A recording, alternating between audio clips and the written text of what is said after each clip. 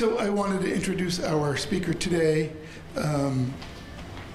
So Andrew Coward graduated from Cambridge University and became quite well known up here in Canada, working at Nortel and elsewhere within the telecommunications industry, making complex systems, designing in design and manufacture. It is working with these complex electronic systems that he became fascinated with the human brain and the ability to make such complex systems. So he used his systems design and flipped over to trying to understand. I'll let this group come in. How that would work with the human brain. So we have seats up here and over. So I'm just introducing Andrew Coward. So he actually, after kind of a long career within building these very complex systems for electronics and design, he switched over to using that ability within neuro and brain science, specifically looking at higher cognition in terms of anatomy and physiology. He has several papers on the subject and 3 books. His most recent book is just came out, and that book is Towards a Theoretical Neuroscience from Cell Chemistry to Cognition. He splits his time being up here in the area and then as a professor in the Australian National University. So without further ado, Andrew Coward. Hi. Okay, well, what I want to do today is to provide a description of the anatomical processes that result in the cognitive phenomena we label human consciousness. And conscious phenomena make use of cognitive processes like semantic, episodic, and working memory, and capabilities like speech. So I need to discuss the anatomical processes supporting some of these more basic processes before I get into how consciousness works. But first, what are the cognitive processes that we label conscious? And at the start of modern psychology, one process was identified as characteristic. And right now we're all getting visual input derived from being in a lecture room. We can see chairs and the screen and people around us. But in parallel with those direct visual images, there can be a stream of imaginary visual and verbal images running in our heads. A bit like a movie, which may have a very weak connection with what we're actually seeing. It could be images of what we're going to do tonight, or connecting with the content of the lecture. Now, often in this mental stream, we experience words that are sharp or images that are sharp, but they're often separated by periods which are where the images are much more vague or fuzzy. And an interesting point here is that this mental stream can include images of ourselves. We could all imagine ourselves giving a talk. And even more remarkably, the conversations can take place between our current self and this mental self-image. Now, qualia is the name that philosophers have applied to postulated units of conscious sensory experience. That was a trick. You saw it long enough to be able to name it.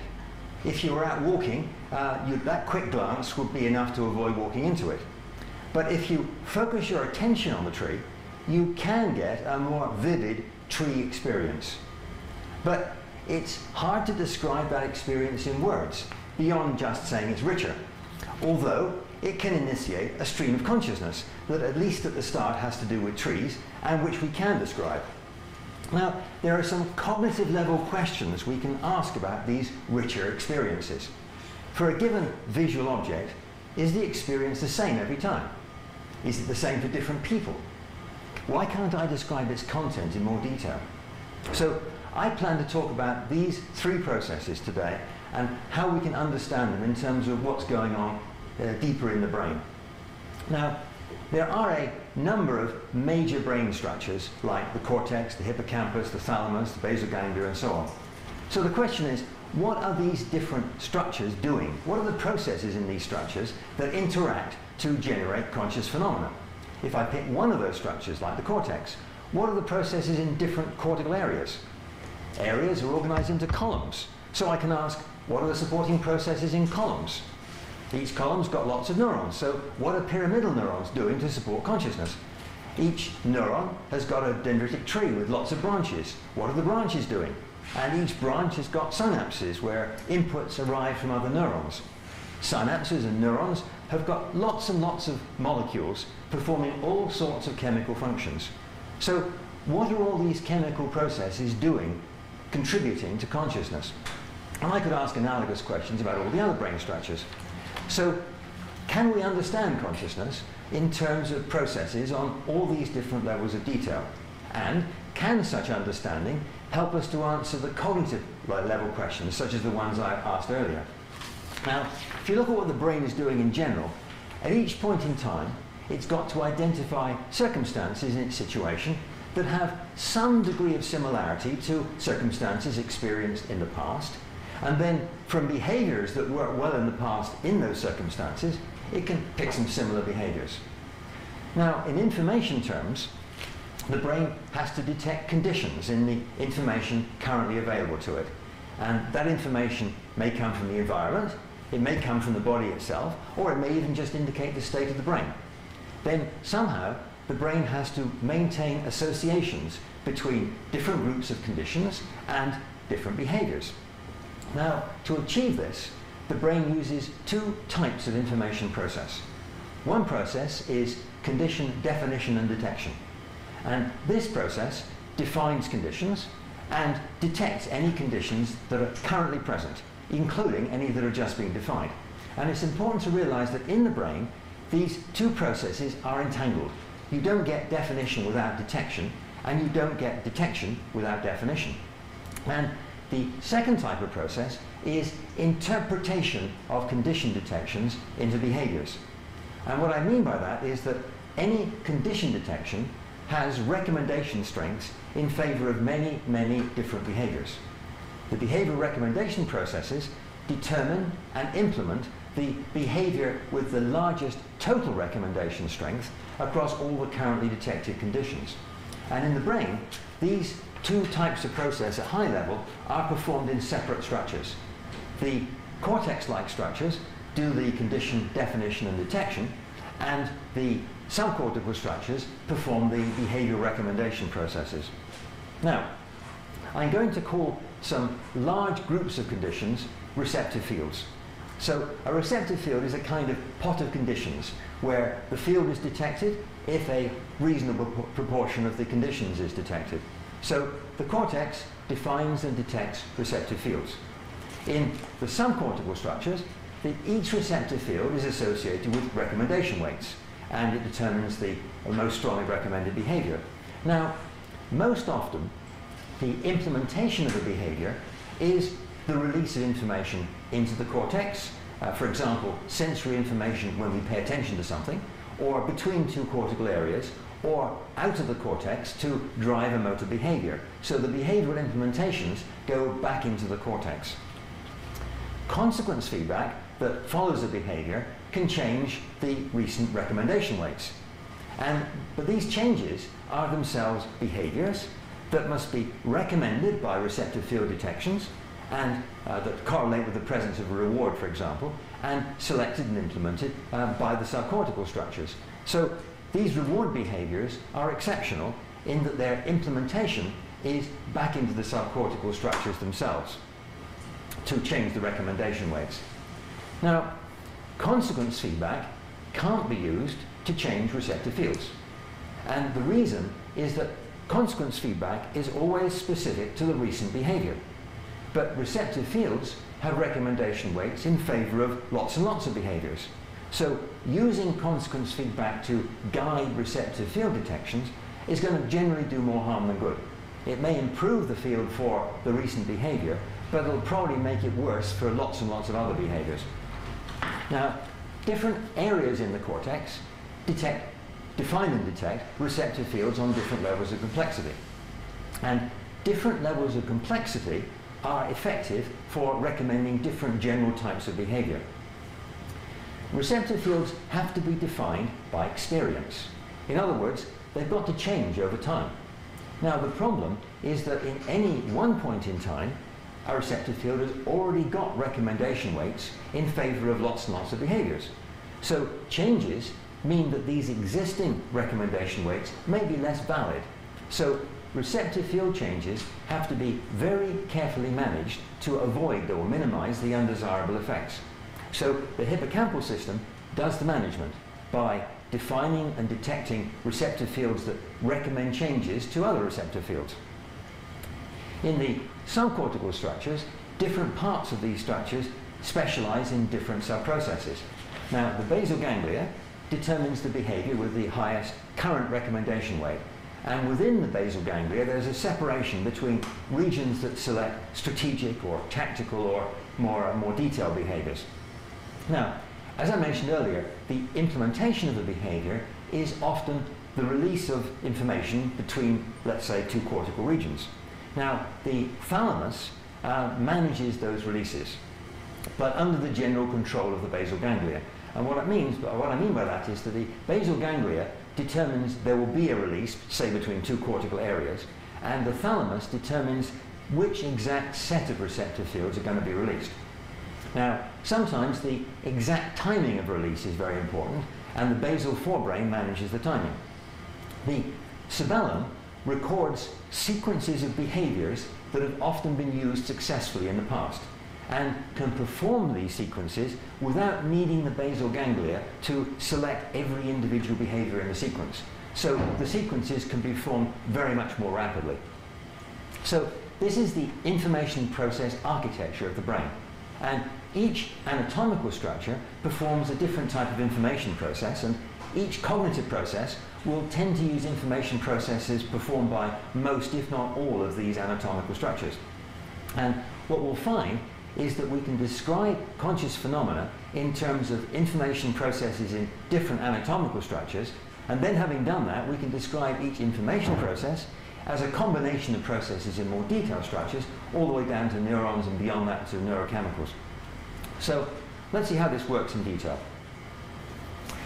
These are some receptive fields detected by different columns in an area called TE. And I'm cheating slightly because this is the macaque monkey, because it's hard to measure these things in human beings. This area is essential for distinguishing between different categories of visual object. But you can see that these receptive fields detect some kind of visual circumstance, but the circumstances don't correspond with obvious visual object categories, cognitive categories.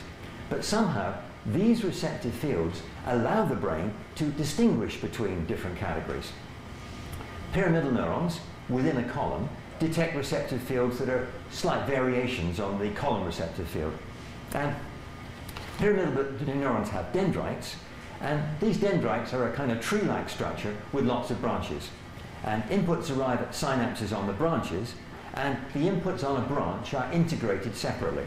So if enough synapses on a branch receive inputs, the branch encourages the neuron to receive to detect its field, and if enough branches receive encouragement, the field's detected. And then if enough neurons detect their receptive field, the column detects its field. So once again, you can think of receptive fields as pots of conditions, where the conditions are defined by branches on the dendritic tree. And if enough conditions are detected, the receptive field is detected. And we can use this simple model for individual neurons and even for the column as a whole. So how does category discrimination work? Suppose this is an array of columns in the area TE. Within this area, there are quite a lot of different columns that sometimes detect their receptive fields in response to seeing a bird. Each of these columns will have recommendation strengths in the basal ganglia in favor of behaviors like saying that's a bird. Now, in response to one specific bird instance, only a subset of these columns is going to be active. But this subset must have enough recommendation strength to, in favor of saying that's a bird. Now, different birds will activate different subsets, but each subset must have enough recommendation strength to identify a bird. But this cortical area also is useful for discriminating cats. So within the area, there are going to be lots of columns, sometimes activated in response to cats. And because there are some visual similarities even between birds and cats, both have legs and heads on the end of necks and so on, some of the columns activated in response to cats will sometimes also be activated in response to birds. And those columns will have recommendation strengths in favor of saying that's a bird and also saying that's a cat. So in any explicit, for example, cat experience, the activated column subset may include some columns that also have bird recommendation strength.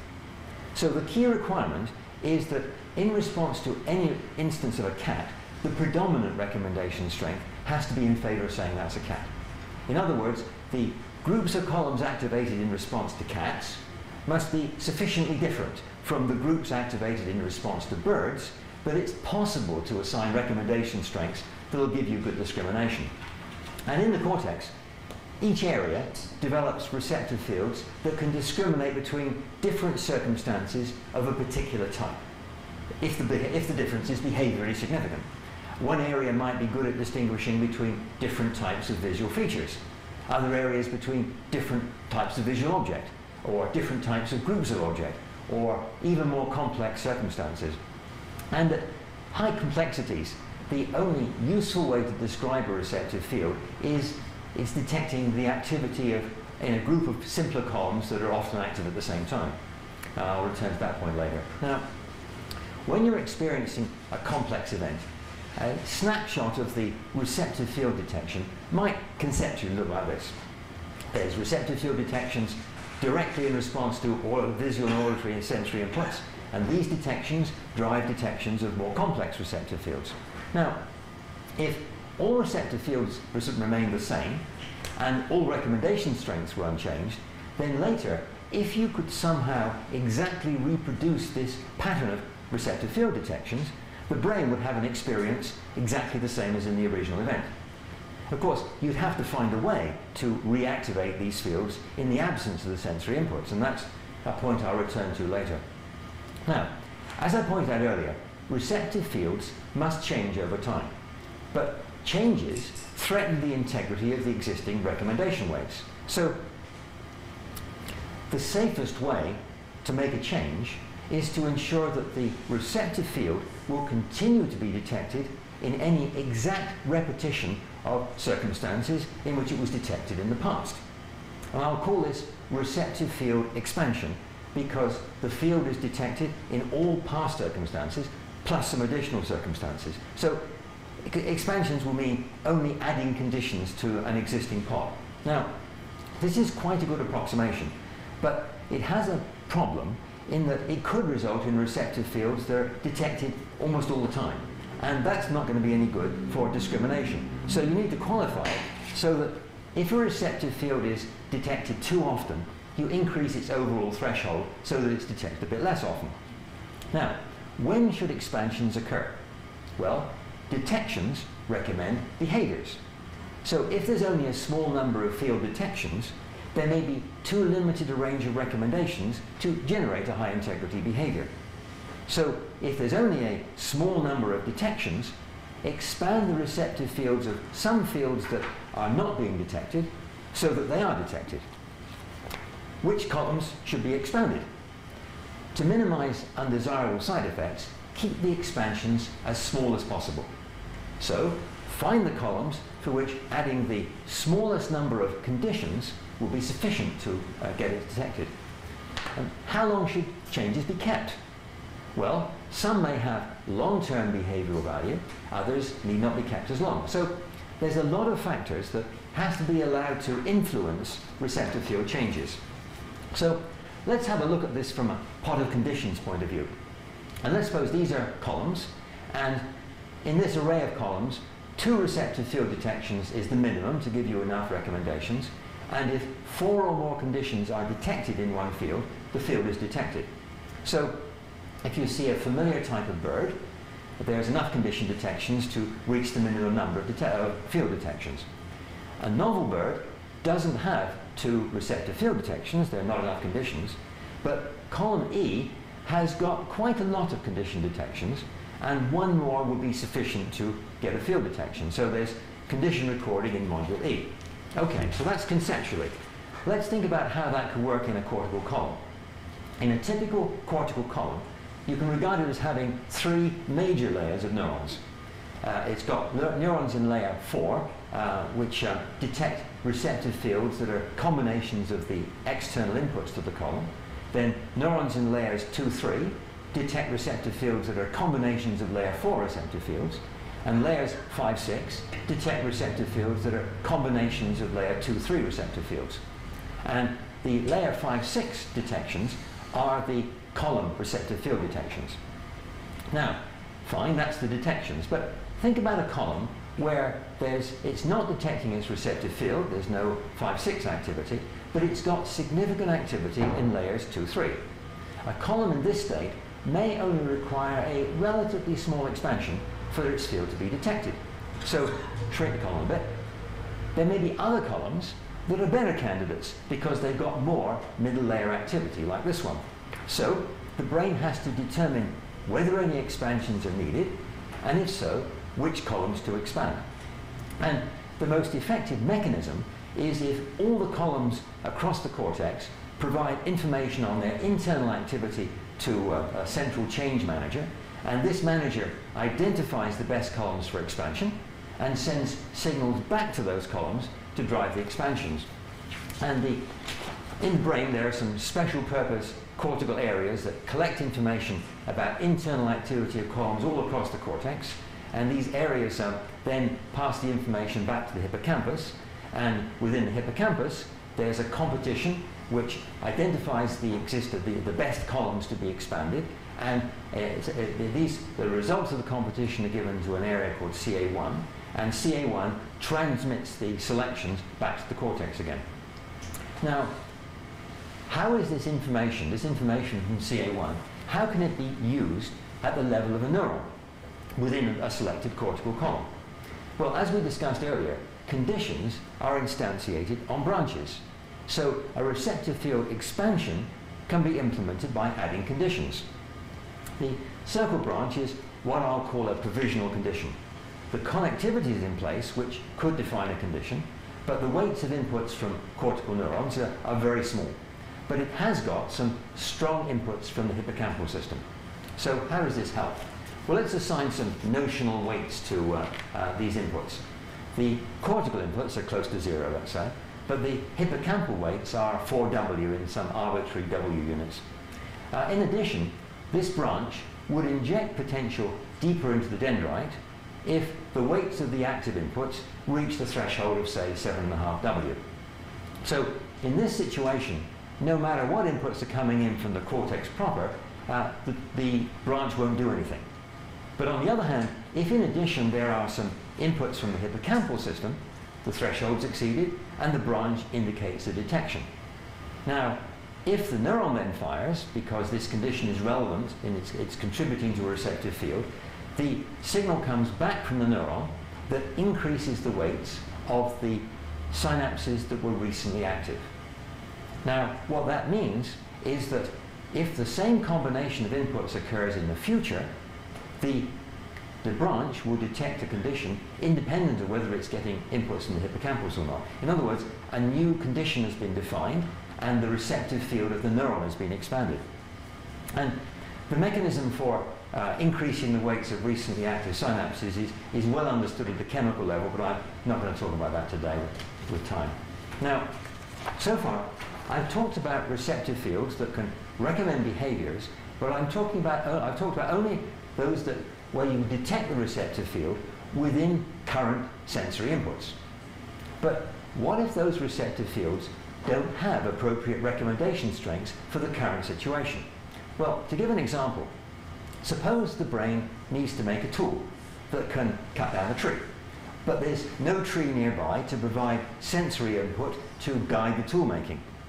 In humans, there's the ability to plan to deal with situations that are completely different from the current sensory situation. Now, the question is, on what basis can the brain get at cortical columns that have a reasonable probability of having appropriate recommendation strengths? Now, columns and neurons don't know about tools and plants, but columns and neurons can know about past temporally correlated activity with other neurons and columns. For example, if a column is not currently active, but has often been active in the past at the same time as a number of columns that are currently active, maybe that column has some relevant recommendation strengths. If a column is not currently active, but expanded its receptive field in the past at the same time as some currently active columns, maybe that column has some relevant recommendation strengths. So the brain could use information about past temporally correlated activity to gain access to recommendation strengths that are relevant but not accessible through the receptive fields present in the current sensory inputs. A couple of comments on that kind of indirect activation. Firstly, chains of indirect activation might be useful, where indirectly activated fields activate yet other receptive fields.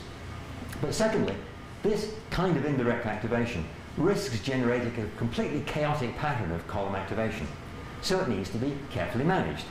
And that means that indirect activations have to be behaviors, just like any other behaviors, that have recommendation strengths and can be selected or rejected by the basal ganglia. So let's look at an example. We talked earlier about different bird experiences activate different subsets of a large group of columns.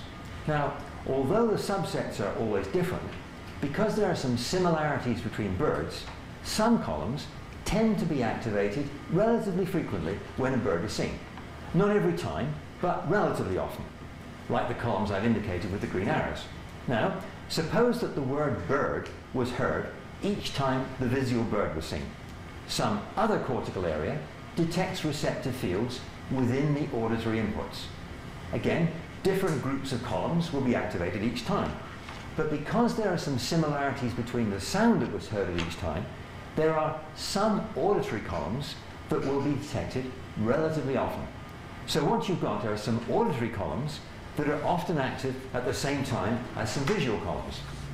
So the brain can use that information, for example, by defining receptive fields that correspond with groups of auditory columns that are often active at the same time, and giving those columns recommendation strengths in favor of indirectly activating visual columns that are often active at the same time. And what that gives you is semantic memory. Hearing the word bird activates visual columns often active in the past when the word was heard. And note that the consistent temporal correlation won't be there for receptive fields close to the raw sensory inputs, so you won't get a visual hallucination. What you'll get is a higher level fuzzy impression of a bird averaged over lots of past experiences. But the activated receptive fields will have lots of bird relevant recommendation strengths. Now, there's a problem with indirect activations, and I need to touch briefly, for later purposes, need to touch briefly on how the brain solves the problem. Let's suppose you're looking at a bird and at the same time hearing the word cat. There'll be receptive field detections in the same cortical area in response to the two stimuli. So some columns and neurons will be activated in response to both sets of inputs. And there could be even more overlap if you're seeing a bird and hearing the word bird. So in these situations, it's clearly important to keep information derived from direct inputs separate from information activated indirectly. Otherwise, you may have an activation as though you're looking at a cat with wings or a bird that's sitting on that's flying instead of sitting on a twig. So how can the brain keep the information separate? Well, two mechanisms are needed at the neuron level. Firstly, receptive fields for direct and indirect activations are physically separated. The inputs forming direct receptive fields arrive on basal dendrites, while indirect activation inputs arrive on the apical dendrites. So that solves the input problem, but how can you distinguish between neuron outputs indicating direct detections and outputs indicating indirect activations? So the effect of a target neuron on the target of an input only lasts for about 8 milliseconds. So if other inputs arrive within 8 milliseconds, the effect will be reinforced. But if they arrive further apart, the inputs won't reinforce each other. So suppose that you've got time for the neuron is divided up into 24 millisecond periods. And each period is subdivided into 3 8-millisecond intervals. And I'll call these intervals time slots. Now let's suppose that all the inputs contributing to direct detections occur only in the first time slot of each period, and all the inputs contributing to indirect activations occur in a different time slot. So if you view one period on a larger scale, the effects of time slots, of spikes in the first time slot have largely decayed by the time the spike arrives in the next time slot. So several independent populations of detections can be present without interference within the same population of neurons. And it's actually the thalamus that manages this kind of separation. Now, this time slot mechanism is needed for regular information processing in the brain. Sometimes the selection of appropriate behavior depends on detection of receptive fields that can discriminate between the presence of different types of groups of objects. For example, behavior in response to a particular group of people may be different from behavior in response to a different group, even if one of the individuals was present in both groups. So, to recommend appropriate behaviors, the brain needs to detect receptive fields that discriminate between different objects, and then combine those to combine the detections to detect receptive fields that can discriminate between groups, and so on. So, the populations of receptive fields have to be, for the different objects, have to be active simultaneously, because the outputs are needed at a higher level, and then they can be brought into the same time slots. When they're released, the outputs can be released in the same time slot to a higher level cortical area to detect group of objects, receptive fields, and so on. So, with that established, let's think briefly about episodic memory. Most events have some degree of novelty, and because of the novelty, receptive field expansions will be required. Now, often the objects in an experience won't be novel individually. There'll be more novelty in the arrangement of the objects in groups and more complex combinations. So there'll be more receptive field expansions and the cortical areas detecting the more complex receptive fields, as I've illustrated for one point in a novel event. Now, suppose that later some words are spoken that relate to that earlier event. The words could drive indirect activation of visual columns by the semantic memory mechanism. And because the words relate to the earlier event, some of the indirectly activated columns could be columns that were activated during that event. But those columns are only going to be a small proportion of the total population that was active during the event. But there was also receptive field expansion during that event. So some of the columns will have recommendation strengths in favor of indirect activation of other columns that were also active during that event, so, on the basis of the past simultaneous expansion. So these indirect activation strengths, if they're accepted, will generate a secondary population of columns. And that population of columns will have significant overlap with the population active during the original experience. In other words, an episodic memory. But once again, the receptive fields close to sensory input won't be activated, and the experience is not going to be a visual hallucination. Okay, so with that done, let's consider qualia, the conscious phenomena of qualia. Receptive fields are illustrated on 3 notional levels of complexity. A simple level close to sensory inputs, and a couple of more complex levels. So when a tree is observed, receptive fields are directly detected at sensory and object discrimination levels. These receptive fields have recommendation strengths in favor of behaviors like naming a tree or motor movements to avoid walking into a tree. But each of the columns has also got lots of recommendation strengths in favor of indirect activation of other columns based on temporally correlated past activity of different kinds. If those recommendations are accepted, the result will be a much richer population of activated columns. And to avoid confusion, the indirectly activated columns will output in different time slots from the directly activated columns. If you examine this population in detail, you'll find fragments of different past populations, activated in response to objects often present at the same time as trees, or objects similar to trees, or activated during different past events when trees were apart. So the subjective mental experience will be a much richer mental activity.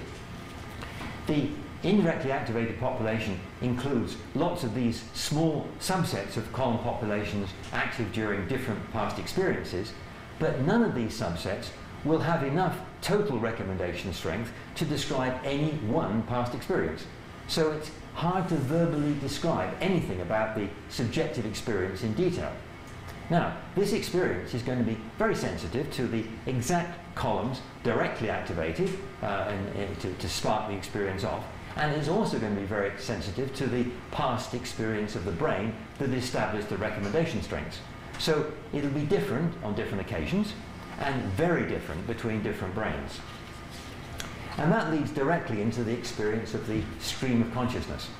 Starting from any pattern of cortical activity, maybe initiated by a sensory input, a secondary population could be activated on the basis of past temporally correlated activity. The secondary population could indirectly activate the tertiary population. The tertiary population could indirectly activate a fourth population, and so on.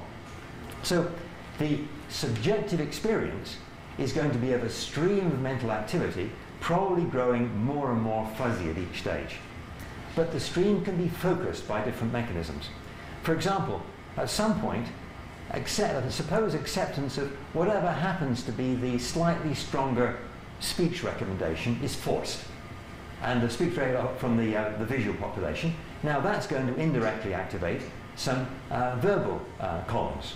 And then suppose that the predominant recommendation of the auditory population is forced to activate a visual population. So the effect of this is going to be creation of a more focused image. So the experience is going to be periods of fuzziness with sharply focused images coming out periodically. Now what about self-awareness? Self-awareness is supported by the same indirect activation mechanisms. Different cortical areas define different receptive fields. Now, so think about the pattern of column activation when a small child called Billy hears his name.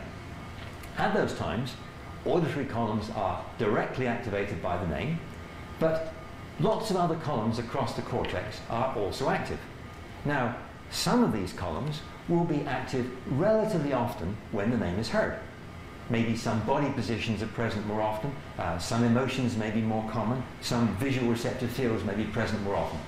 So after a number of experiences hearing the name, when the name is heard again, a population of columns that have been active relatively often when the name was heard in the past will be indirectly activated, a kind of weighted average of past sensory and internal experiences when the name was heard.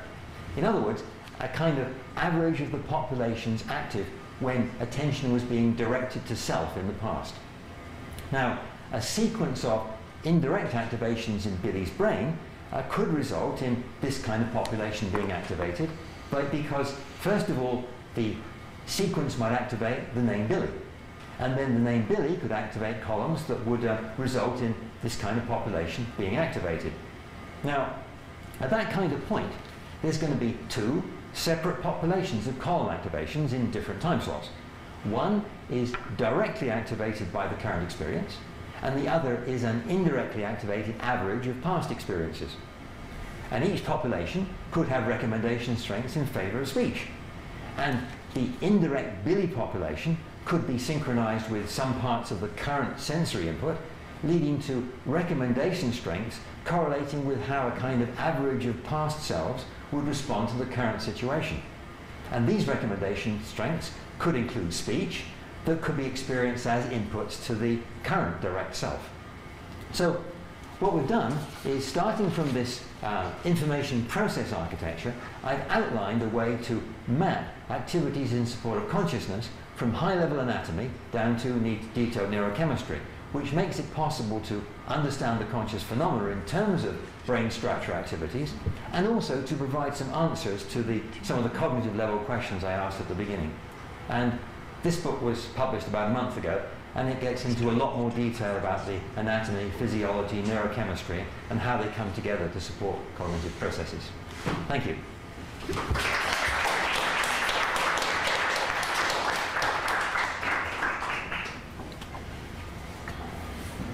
So we have time for questions, and we are recording, so I just would like to pass the mic to people with the questions. Also just mention that that Andrew will be around in office hours back in the CogSci Director's Office, 8116, is that what it is? Yeah.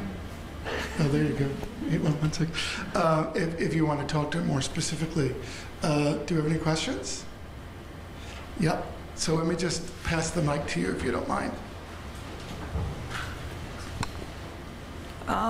I was just wondering how your theory covers the phenomenon of sort of deliberate visualization, just because a lot of the architecture that underlied the conscious experiences of these phenomenon, like the birds and the trees and things, they seem to kind of rely a fair bit on having some sort of stimulus in the present that would kind of indirectly activate those channels. But I can choose, if I want, just to say visualize a dog or a cat in my head without necessarily having to have a concrete stimulus in the environment, like seeing anything that reminds me of a cat or with which I ever saw a cat before, or even the word. So I'm just sort of curious as to if you think that the act of visualizing something uses some of the same areas that are responsible for actually perceiving it, and if so, how is it that I gain access to those centers of activation without any stimulation in the immediate environment that has ever in the past actually been linked to that before? Okay. Yeah. Remembering that columns have all sorts of recommendation strengths. So whatever columns are active, those are the recommendation strengths you've got available.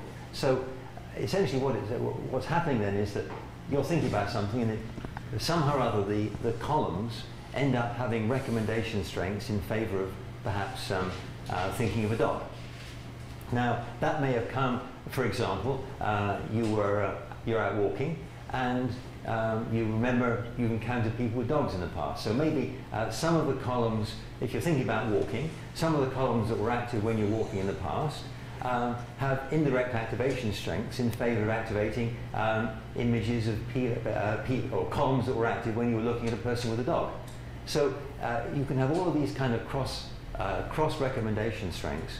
So essentially what's going to happen then is that depending on the particular population of columns that you've got active, you may end up with something that will, with a strong total recommendation strength in favor of activating columns that, let's say, correspond with a dog. Now, I think, how do you say? Can I get? Maybe it's better for me to go. It's how you get to that population is the problem. But let me give a completely different example that maybe illustrates a process more clearly. Let's suppose that you've got a photograph, and that photograph is of some object, and you're asked to, and it's from a funny angle, and you don't recognize the object immediately, and you're asked, can you tell me what that object is? So you've got a cognitive problem. Now, what you've got are columns that are, the population there is defined. You've got a population of columns that are activated directly by looking at that photograph, and you've got input that is asking you to go through, effectively, certain sequences of indirect activations. So what can happen is that maybe by a process you've learned in the past, I won't go into how you do that, but what you can do is say, take those columns, and then, no, let me say something else first. In the past, you've seen lots of objects.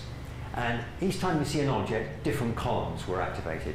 And sometimes you looked at an object, and you looked at the object from different angles, okay? And each angle you looked at, different columns were activated. And when you looked at it from this angle, some columns were activated. When you looked here, a certain number of different columns were activated, but they were activated just after these columns. So what you've got is columns that were activated just after other columns. So, and you've got a lot of that kind of information. So what can happen is when you're faced with this photograph of a thing you haven't seen, you don't recognize, what you can do is take those columns, what your brain can do is take those columns and activate other columns that were often active in the past shortly after the columns that are currently active. And if you're lucky, what you'll get is a visual image as though the object was rotated. and you're using your past experience to try to extract something useful. So remember, you've got all those kind of indirect activation recommendation strengths. So the brain, and that's all the brain's got. It hasn't got neurons labeled mother, dog, cat, and everything else. All it's got is these neurons and columns, and when they've been active at similar times in the past. So it tries to work its way to solve a cognitive problem. It works its way through using those kind of activation strengths to try to get to a response that's rewarded. So I know that was a very involved answer. Do you have any question about that, or disagree with me? Feel free. Two people agree on everything. One of them is unnecessary. So. No,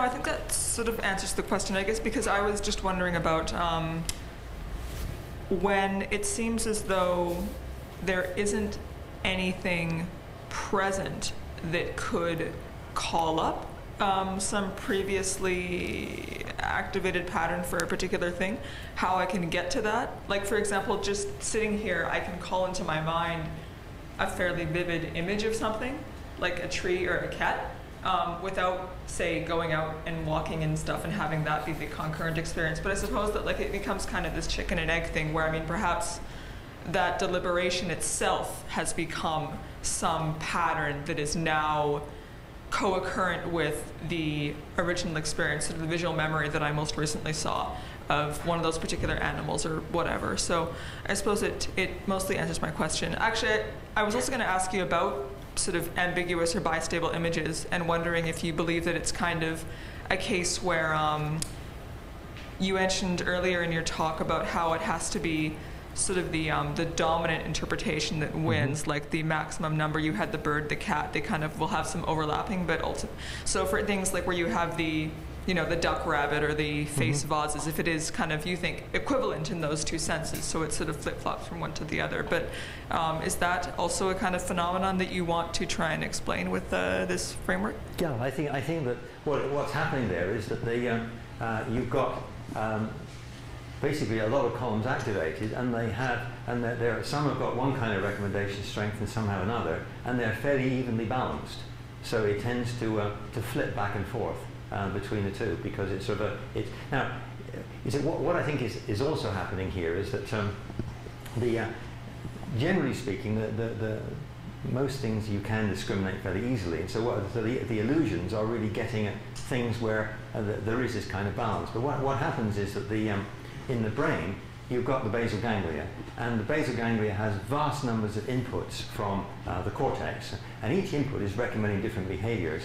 But what you get is a kind of competition in the basal ganglia, which fundamentally tries to make sure that one and not more than one behavior is selected. So you don't want to get two behaviors, and you don't want to get no behaviors. And so what's happening in that situation with the illusions is that the basal ganglia is having difficulty getting a resolution. And in more extreme cases, if you get damage in the basal ganglia, you can have Parkinson's, where you lose the ability to select any behavior, or you can have something like Tourette's, or maybe Huntington's syndrome, hemiplegism, where you constantly interrupt behaviors. The basal ganglia selects one behavior, and then because its regulation is not quite right, you jump off into a different behavior. So you can see deficits in the structure where and those are more catastrophic examples of the same kind of thing, where there's a close balance between two behaviors. Do we have other questions? Here we go. Thank you. That's really interesting. So I'm going to take it up to a bit of a higher level for my question.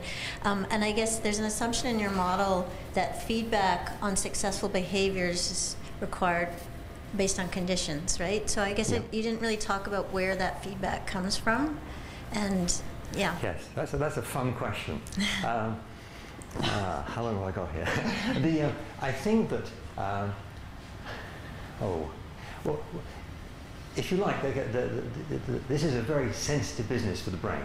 And I think that, generally speaking, you can't, there has to be a bootstrapping. And I touched on the strategic, the tactical, and the detailed behaviors. Now, sometimes there can be a specific reward on a detailed behavior, but sometimes it's much more difficult. You can't really reward A musician, let's say, if he's applauded at the end of a concert, may not want to reward every individual muscle movement. So what you end up with then is that there are things that reward muscle movements for a musician, and those are basically receptive field detections that may be other muscle circumstances and so forth. But those reward conditions, the reward receptive fields, their recommendation strength in favor of rewarding the finger movements are rewarded by the detection of strategic rewards. So in other words, the applause is a strategic reward, and that reward doesn't reward the muscle movements directly. It rewards the kind of the receptive field, it rewards the recommendation weights that recommend muscle movement rewards. So you get a kind of hierarchy of rewards.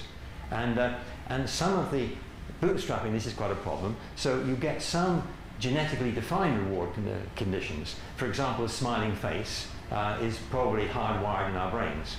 And that's a bit simplistic, but that kind of thing. And so those kind of things are hardwired, relatively strategic rewards. And so over time we gradually bootstrap from that. The strategic rewards can reward the more tactical, and the tactical reward the more detailed ones. And you can see that in the basal ganglia, that you get the ventral basal ganglia, part of which is the nucleus accumbens, that tends to reward strategic behaviors. And as you go through towards the more dorsal basal ganglia, the kind of things that are being managed tend to be more and more specific. Is there a differentiation between external rewards and internal rewards? Well, not really, because, well, yeah, in a sense the information is coming from a different place, but in the end it has to be a receptive field detection, either in the amygdala or in the area 24 in the cortex, probably. And those detect reward circumstances, or the conditions which might be good to associate with rewards. And if those are detected, they tend to initiate a reward behavior. And the reward behavior then sort of is accepted by the basal ganglia in the striatum, but it drives dopamine neurons in the other structure in the substantia nigra to trigger changes to the striatal neurons, which would have the recommendation weights. Sorry, I'm plunging in a bit there. Actually, I'd like to, one question that seems related is this notion of a creative person. A lot of us are studying kind of creativity in artists or musicians. So you know, one of the stereotypes is they're not actually going to come up with the typical, right? The way you've shown some of this is it won't be just, you know, equal weighting. It's actually something unusual that comes up. And often this is discussed by practice, understand your instrument, but then let go. So you're in some kind of flow state, and that's when this aha moment can come out of nowhere, right? How does that, would you consider that would be some other system coming in to say, you know, there's other weighting than just the standard weighting that might kind of take over?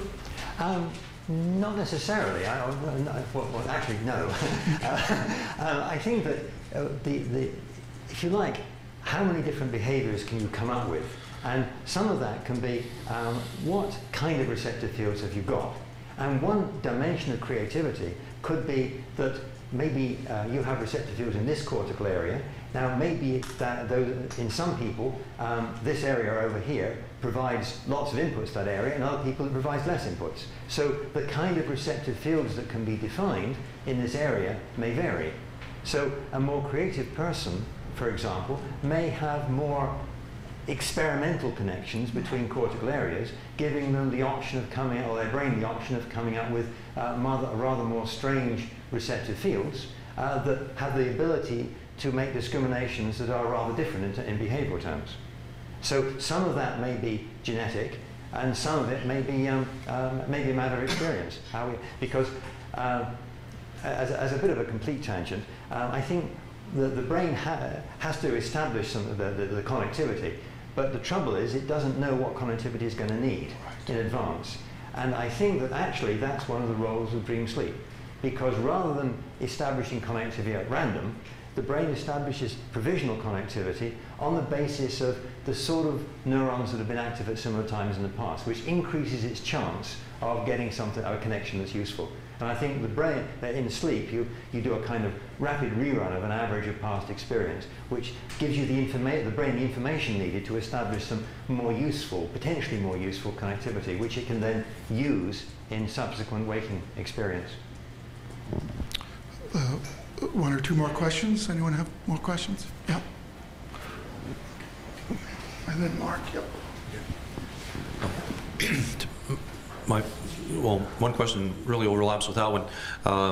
Experiments where they put successful songwriters into fMRI machines and asked them... Successful? Songwriters. Songwriters, yeah. Okay.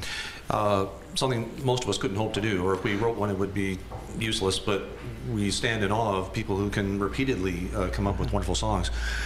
So they put these people in functional MRI machines, asked them to write a song, please, and they noticed that the phenomenon was, the phrase repressed inhibition, that normally we inhibit things that don't correspond to our previous experience, but these people are able to repress that mechanism, and something new and good at the same time comes out of it. So that's my segue into the broader question that I guess you alluded to it a bit, that there's the external world, our eyes, our senses, and up through all levels, through birds and categories and phyla and species, and up to a grandmother cell or whatever is at the top, and but also the monitoring of the interior experience. Experiences like being aware of confusion, independent of the subject area. It still seems so much like the experience of a conflict between contentious ideas. Experience of having no clue, being distinct from, oh, the solution, it's just right on the tip of my tongue. I know it's just right there. Why can't I come up with it? And with really good luck, in 20 seconds, it'll be aware to your consciousness. But your consciousness 20 seconds ago was aware that the solution was there. It's just not present yet. So there seem to be, for it to be consciousness, there have to be mechanisms of introspection to the process itself. And, well, statistical measures, for example, if there's a chaotic situation where you have no idea, or where there's a very low entropy solution where you have no doubt in the world about what this is and what you're doing, and all the grades in between. So isn't that what makes consciousness, that like the awareness of awareness? I know Martin Seligman used that phrase. I don't know if he coined it, but that's the principle of what makes consciousness distinct from just running on the older parts of the brain, which worked fine for millions of years, but isn't what humans do and isn't how we progress. Yeah. Well, yes, I think that, if you like, that if you ask the question, how do you know you're aware of your being aware, and so forth. So, and I think in the end, there has to be some speech recommendation that can talk about something that's going on inside. And I don't want to get too sucked in, but let me give it a simple example. Let me take the déjà vu experience that you mentioned. It's on the tip of your tongue. Sorry, not déjà vu. It's the tip of tongue experience. Sorry. I think what's happening there is that you have got a bunch of columns that are active, and those columns don't have quite enough recommendation strength to answer the question. And on the other hand, what is happening is that you have got, for example, the typical tip of the tongue, you can come out with a word that rhymes with the word you want, or you know the first letter, or you can even come out with a synonym, but you can't come out with the exact word. So what it's saying is, what it's doing then is you've got lots of columns that are active that are recommending that word, saying that word, but they haven't got quite enough recommendation strength, but some of the parts of that recommendation strength can recommend saying part of the word or saying something else about the word.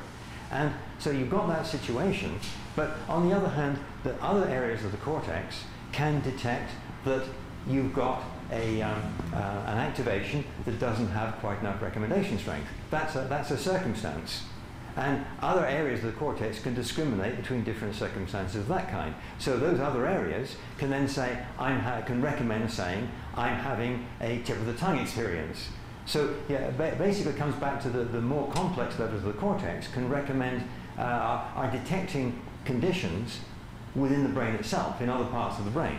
And then those columns have recommendation strengths. Sometimes they recommend doing something about it. Sometimes they recommend saying something about it. But it can all come in under the, it can all result from the activity of columns. Okay, we have one more question. And I'll make this brief because I think we're over time. But so you've had a very enormously clear picture of basically everything the brain does, and that makes me suspicious. Because I know things are messy. So could just very briefly, where are the points of the most amount of messy? Like, what don't we really get yet, or where is there uncertainty about exactly what part of the brain is doing what? Because I don't want any students here to think like we're done. So what else do we have to do? That's a leading question. In other words, where am I wrong? Well, I think where are you less certain? Following on the last question, like what? Yes, okay. Yeah. You see, I've lived in Canada for about, I've been a Canadian citizen for about 45 years, but I still have a British accent. And Brits are very arrogant. They think that they know it all anyway. So it's a hard question to answer. I think that when it comes to it, it's sort of I think there are lots of detailed processes that, I've really given a kind of arm-waving account of how self-awareness works. But assuming even assuming I'm right, and I'll make that assumption for the sake of argument, there's still a lot of questions about, well, what are all the different cortical areas contributing? What kind of circumstances is this cortical area discriminating, and how is it communicating with all these areas, and what is it actually bringing to the table in terms of consciousness? So what I'm trying to provide is a very high-level picture, but there's a lot more detailed stuff underneath, which sort of how exactly is it working out? Is that a fair enough answer? That's fair enough. Okay, I'd like to thank our speaker, and remember that he's around later to answer more questions. Thanks. Thank you.